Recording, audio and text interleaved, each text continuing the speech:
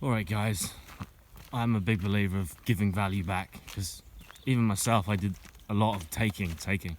I'd just watch stuff on YouTube. I wouldn't even comment on the stuff I'd watch, so I'd get something out of it, get a good value, but I wouldn't comment. So hopefully I've grown up since then and changed a bit as we all learn and get better in life. Yeah, I'm just going to free flow, a couple of things on my mind. So let's talk about Daygame, that's all. Why you're all here listening to me. Daygame. Is the London Daygame model that important? Yes and no. It's a very good structure to follow because it's efficient, it's time efficient, it doesn't beat around the bush. Whereas if you went indirect, hey, I saw you, like, where's Marylebone Station? Yeah, oh great, no, blah blah blah blah blah. You look hot, you know, kind of.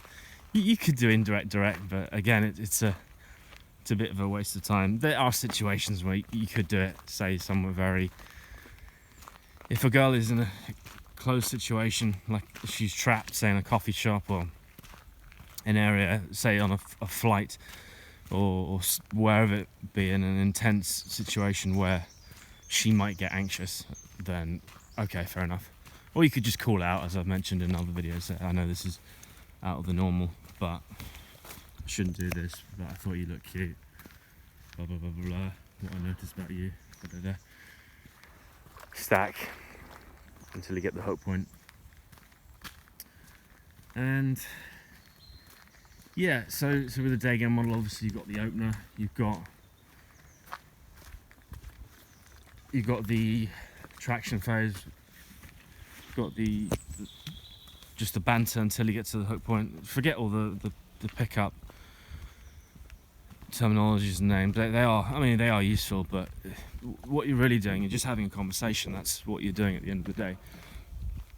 So you banter, you don't ask her a question until you get to the hook point, and then obviously when she's hooked, then you could ask a question or two. I wouldn't really ask more than 2 or 3 questions. There's no real need. The investment should really match her investment, and she should really, by the middle of the conversation, if you're 3 to 4 minutes into the conversation, she should be talking more, investing more. Rule of thumb. So, nice house here, trampoline. Yeah. Any things that really help me in terms of Daygame? That, yeah, okay, there are things that help me. There are basically a couple of things. For example, when I talk to girls, it's the old saying, isn't it? It's what you say. Sorry, it's how you say it, not what you say. So a lot of the time I'd rush my words. I'd be like, hey, I just saw you. I'd mumble, hey, I saw you look really nice. And then not giving her eye contact, not slowing down my words, not giving her that cheeky grin like, I want to bang you sort of thing. To get her, she knows that girls are plugged in. They're very aware of a guy who's into them or not.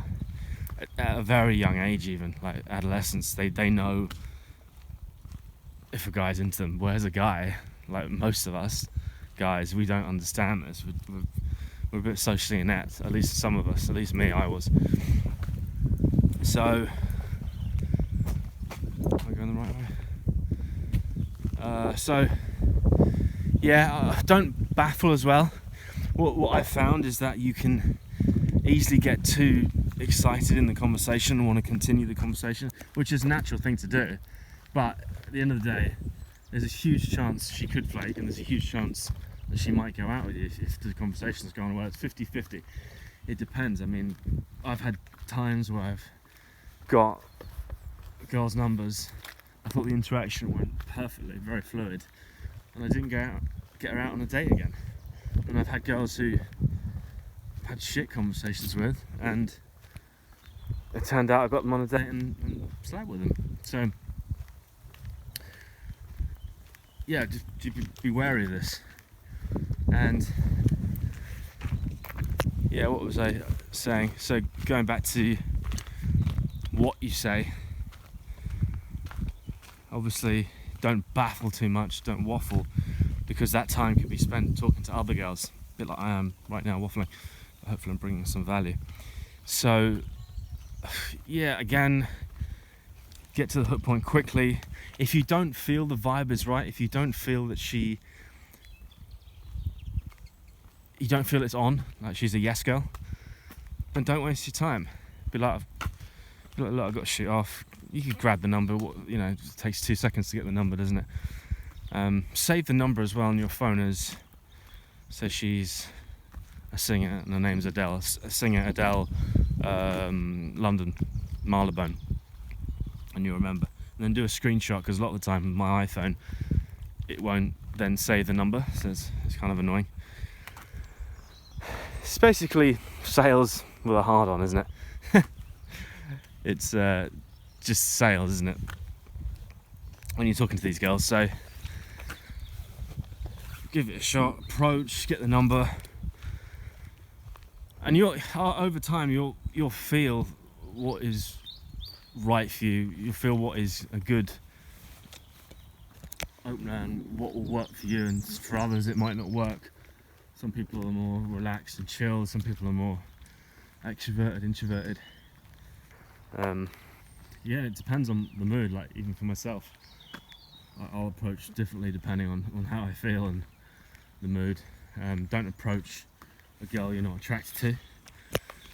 Don't approach because it's not sincere to yourself, is it? I used to do that. I used to approach girls that sometimes weren't attractive just for the warm-up approach. I used to tell students this, and I'm thinking otherwise now. I'm thinking, well, maybe just approach girls you like, because it's the principle, isn't it?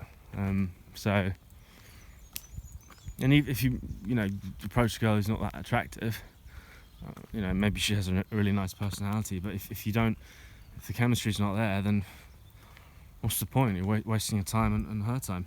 It's being unfair to her, isn't it? Yeah, I mean, it's pretty much what I've got to say. I mean, other things. Cool. I like to call her number. So say I get a number, I'll try and call the number instantly, so that she's got my number, or I'll text her in the moment. So if she's not in a rush, you can tell she's not in a rush. Say, hey James, or hey Peter, Alex, David. And then if she's into it, she might text you right back there and then, or she might text you back later, and then it's sealed, isn't it? Then she'll then text you later, and you don't even have to say, hey, how's your day going? Have you been behaving yourself? Something like that, or whatever. Or, hey, it's James, are you always this smiley or friendly, or random meeting you, or whatever? So yeah, other things. Text game is important, and it's not at the same time. You could say, well, it doesn't matter what you say. It's, if a girl's into you, she's into you. But yes and no. If she's on the fence, then you need semi-good text game to get her out. There've been occasions where I just didn't give a damn about text game and I got them out, and there's been occasions where I've applied good text game and it's worked. So again, text game is important, and that's probably my weakness, is text game, purely because I don't enjoy it. I prefer the actual going out and meeting the girl, approaching. Not to mention how much of a mood boost it gives one when you approach a girl on the street. Aim for 20 to 40 approaches a week minimum. Like myself, I don't question it, I just do it. I see a girl I like, sometimes I just do it for the practice. So yeah, anything else? Keep thinking in my head if there's anything to add. Obviously there's been more videos I'll add in the future that I can address, but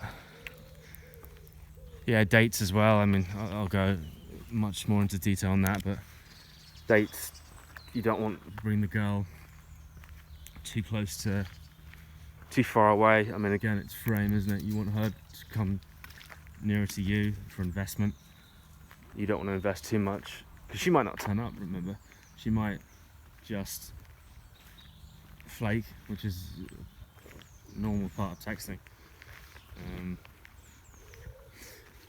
Yeah, I'm completely lost anyway. I think I went the wrong way, but I'll talk to you later, guys.